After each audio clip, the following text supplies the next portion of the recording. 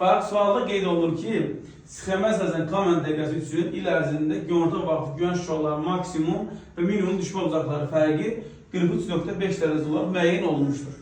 Bu məntəqədə qütb bulucunun neçə dərəcə uzaq altına göründüyü tapılır. Təbii ki, bunu müəyyən etmək üçün ilk öncə biz bilməliyik ki, K məntəqəsi şimal yarımkürəsində hansı paralel xətt üzərində dayanır. Bunu müəyyən etmək üçün nə edirsən? Burada zaten sənə qeyd olunur ki, bu məntəqə günəşin maksimum və minimum düşmə uzaqlığı arasında fərq 43.5-dir. Fikir versən görəcəksən ki, K yerləşir tropik şikama quşağında. Deməli, K məntəqəsi günəşin maksimum düşmə uzağı 90-a bərabərdir. Yəni, biz dedik ki, burada maksimum və minimum düşmə uzağı fərqi nə qədərdir? 43.5 dərəcədir. Sualın şərtinə görə.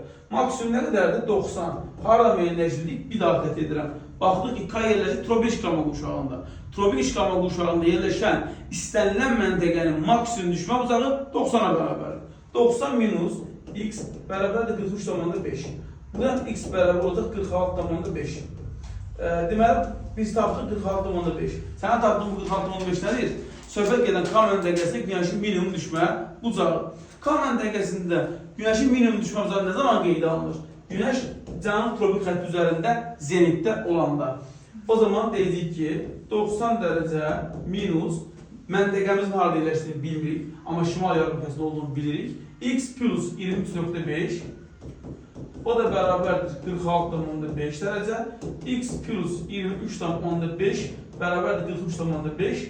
X də buradan bərabərdir 20 dərəcə şimal enliyi. Deməli, K məntəqəsi 20 dərəcə şimal enliyində yerləşir və 20 dərəcə şimal enliyində yerləşdiyi üçün qütb ulduzunu da 20 dərəcə uzaq altında görəcəkdir. Doğru cavabımız A variantı olur. Bu qədər.